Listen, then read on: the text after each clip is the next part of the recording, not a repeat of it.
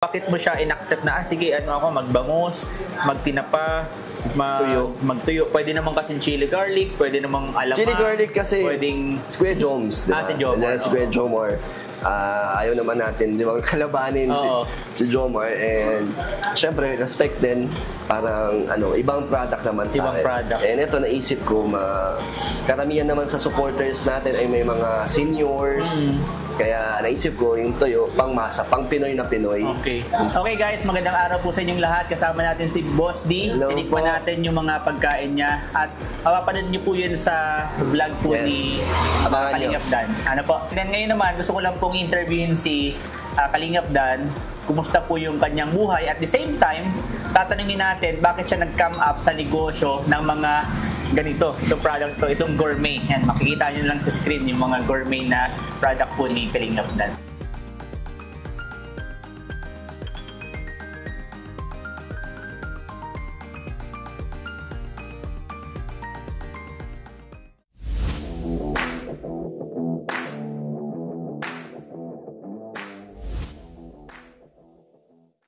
Ayun, bakit nga ba nag-come up ka na mag-business? Kasi dati, bumibili lang ako sa'yo ng bigas. Ngayon may ulam na. Kasi wala naman talagang malalim na meaning kung ba't tayo nagkaroon ng, or naisip natin yung gourmet.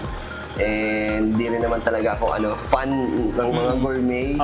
Kaso nakita ko na wala naman masyado pang ganyan na dito sa diet or sa Kalingap na nagbebenta ng gourmet. So naisip ko na subukan and nagkaroon tayo ng may contact tayo na nakilala na eto nga yung gourmet. Nagpo-produce din na ganito. Tapos pinaka nagustuhan ko dito is yung lasa. Nung ako'y nakatikim kasi hindi ako mahilig talaga sa gourmet, pero pasok sa akin. Pasok sa'yo. Masarap siya, nasarapan ako. And pinatikim ko din sa iba sa K-Boys, kay Kalingap Prab, and sa'yo. Pinatikim ko muna yan bago natin siya i-officially announce na available na siya. So, ibig sabihin, bago ka dumating dito, meron talagang isang parang gumagawa, tapos parang Kalingap Dan, partner tayo dito, pwedeng gano'n. Hindi, ako yung naghanap, pwede nating gawing business. Kasi ito pa, gusto kong gawin siyang parang main business din.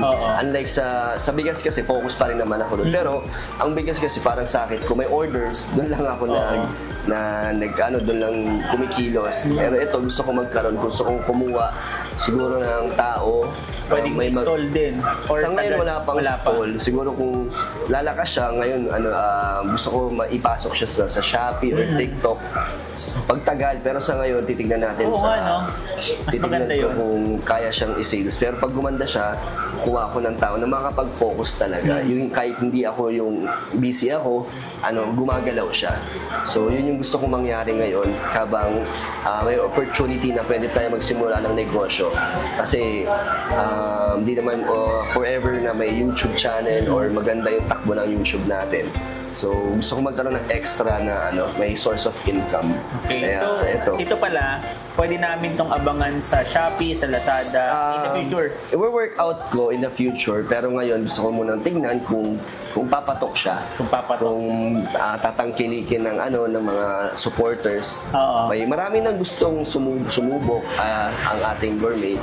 Pero syempre gusto natin yung long term, pang matagalan na magiging consistent siya. So, hopefully maging successful. Dito sa lahat ng product na meron ka, Kalingap Dan, bakit itong tatlo ang napili mo? Diba, sabi mo nga, hindi ka naman mahilig sa gourmet. Pero, syempre, tatlong product to. Bakit mo siya in-accept na, sige, ako, magbangus, magtinapa, magtuyo. Pwede naman kasi chili garlic, pwede namang alamang. Chili garlic kasi, pwedeng si Kuya Joms, diba? Si Jomar. Si Kuya Jomar.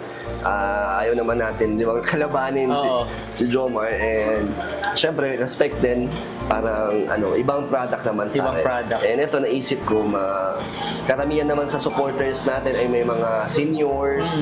Kaya naisip ko yung tuyo, pang masa, pang Pinoy na Pinoy. Yung tinapa, bangus, talagang yan yung mga isa sa mga paborito ng mga Pinoy, ng mga lola-lola natin, lolo, di ba? Kaya gusto kong subukan. And eto, nagkaroon naman siya ng ibang level naman ng tuyo at tinapa, di ba, Pas? Oo, ibang level talaga siya. Sa palagay mo, sino yung pinaka-target market mo dito sa product na i-release mo ngayon? Sa ngayon, parang katulad ng bigasan ko, nagkaroon ng aking mga target na buyers doon, mga supporters ng Kalingap, di ba, na bumibili sila para sa mga beneficiary pang ayuda. So ito, sa ngayon, ang target natin is yung mga supporters din. Sila yung parang magiging mga unang customers natin sa pagpo-promote, sa pagbablog. Pero sa susunod, gusto ko, kahit hindi siya Kalingap, ay Maka-ano na rin, makapag-avail na rin. Makapag-avail din nga, siguro sa pag nasa-Shopee na siya, para mas makilala. Saka mas maganda itong ibenta, pili ko, kesa hindi naman ko i-compare lang doon sa bigas. Ang bigas kasi mabigat. Pero ito siya. pwede mong ilagay lagi sa sasakyan mo. Kaya, on the go siya. Madali siyang Alam mo ba dati, ito lang trivia. Diba ako kasi nag-business din po ako ng alamang, ng chili garlic, ganyan. Ngayon, hindi lang ako makafocus kasi itong Resto Cafe yung inaasikaso. Dati pas nagtitinda ka sa amin ng chili garlic. Pero dahil nga focus ako dito, hindi ko nabibigyan ng pansin yung mga gourmet na gano'n. So, ang maganda nito, pwede mong i-regalo. Ganyan yung ginagawa ko dati. Pwede siya. Pang regalo. Pwede rin talaga. Pwede. Halimbawa, kasi dati pag may mga namimit akong person, tapos nahihirapan ako mag-isip, anong gift ko kaya? So dahil meron ako noon, binibigay ko. Kasi personal akong nag-effort nun, gumawa nun, naglahat. So para sa akin, ang binibigay ko sa kanya, hindi yung product lang, kundi yung effort para sa tao na yon. So, pwede ito pas. Yun, naisip ko din, kung sakaling maging, gumanda, siguro yung iba, pwede itong gamitin pang souvenir. Kunyari may event ang Kalingap, kunyari may isip nila na gusto nila mga pang souvenir. So, ayun. Uy, alam mo ba ako, yung friend ko, kinasal siya, 2021, ang kanyang souvenir, isa sa mga souvenir niya sa kanyang sa mga umaten ng kasal, yung chili garlic ko. Wow. So pwede yan. Sana pas, Pwede. hindi siya medyo maging hindi siya masyadong yung medyo off, di ba? Kaya kasalan, tapos ang souvenir mo ganito. Hindi naman siya sa akin ganito, depende sa concept ng kasal. Tapos, ito kasi, level up naman yung mo dito eh. Una, maganda yung packaging mo. Maganda. Saka hindi naman nila yung kakainin sa event. Kakainin nila yung pag-uwi. Diba? Ang dahilan kung bakit maganda rin yung kinakain or yung mga perfume mo na binibigay sa mga kasal kasi nagagamit. Compare sa isang yung mga dinidisplay. Okay din naman siya, pero mas iba yung ramdam mo, yung kinakain mo, yung nagagamit mo. So, yan. Pwede yan. Magiging available. Yun. Ano po, ang question ko pa, hindi ba ito makakasagabal sa inyo pong pagbablog?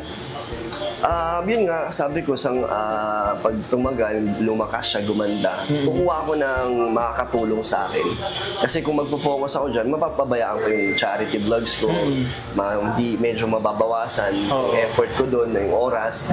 Pero ngayon, kung kaya pa naman pagsabayin, ay muna, testing. Pero ngayon nga, sabi ko, gusto kong pag-focusan to, palakasin. Parang maging isa din sa mga main source of income. Yun, katulad mo pa, diba? May business ka. Parang gusto ko yung magkaroon ng sariling, magkaroon ng may tao. Maramdaman ko na talaga na talaga. Meron tayong negosyo. Magkakaroon ka ng baby. Baby mo yung business. Kasi ang business po sa experience ko ngayon, talaga to, kailangan mong bigyan hands-on ka talaga. Talaga. Pero dahil ikaw naman, mabibigyan mo na yung isang bahagi ng business sa marketing, at the same time ito yung pag-assist sa production, sa lahat. I think hindi naman ito magiging hassle sa'yo kasi may tao kang ilalagay. Sa ngayon wala muna kasi lang naman, testing lang. Testing wala naman din akong background talaga sa business Wala naman ako, hindi naman ako nag-aral ng entrep or ng business ads, kaya ngayon parang siguro trial and error or tinetesting natin hanggang sa learning experience. Habang ginagawa, doon ko na lang matututunan yan. So last na lang, last question. Ano yung gusto mong sabihin sa mga future buyer mo? Sana wag ko silang ma-disappoint o wag silang madismaya sa product natin. Kaya shinure ko muna ipatikim sa inyo yung honest review talaga. Yun, sana ay pag natikman or na-order nila ay ulit-ulitin nila, balik-balikan nila. Kasi ano talaga siya, hindi lang siya yung parang bumimili ka kasi sumusuporta ka sa Kalingap. Gusto ko yung bibili sila kasi gusto nila yung product. Yung talagang, yung magugustuhan nga talaga nila. So, kailangan nila mag-order para malaman nila. Para matikman nyo. Kasi hindi naman nila malalaman yan kung di sila mag-order. Tama. Ano po? So, sobrang ako po, ang masasabi ko lang, ay masarap at nakakatuwa kasi syempre katulad ko pong parang in-trap ngayon, nagnegosyo, gumagawa ng mga bagay na ikakasaya ng tao patungkol sa pagkain. Ako po yung masaya kay Papa Dan na nandito na rin sa food business. Masaya ako. Hindi na lang partnership namin sa hindi ko na lang siya kinukunan ng bigas at kukunan ng bigas. Pati gourmet kung pwede na dito. Kung pwede dito hindi naman meron ka mga ganito, pwede dito is-display. So, part na rin ng promotion ng ibang mga kalingap na kumakain dito. Alam mo, may mga kalingap dito na supporter na kumakain dito. Sige so, yun, masaya yun para sa atin na na para-parehas tayo nagbi-business na. Si Kalingap Dan, Kalingap Rob, meron na rin, di ba? Sunod, may transient na siya. May Velvet pa. May Velvet pa, diba? CEO. Kaya nga, di ba, lahat na tayo nasa business. Ang iba nga lang, dito, syempre, habang nagbi-business, tumutulong din. So, alam natin po kung saan pupunta rin ang maraming gantong napupuntahan ng mga negosyo nitong mga tao na to kasi nasa puso nila ang charity. Charity din yan. So, support lang na, support. So, salamat Thank you, salamat din sa moment na to at salamat po sa pagpapatikim. Ako po ay mag-o-order na.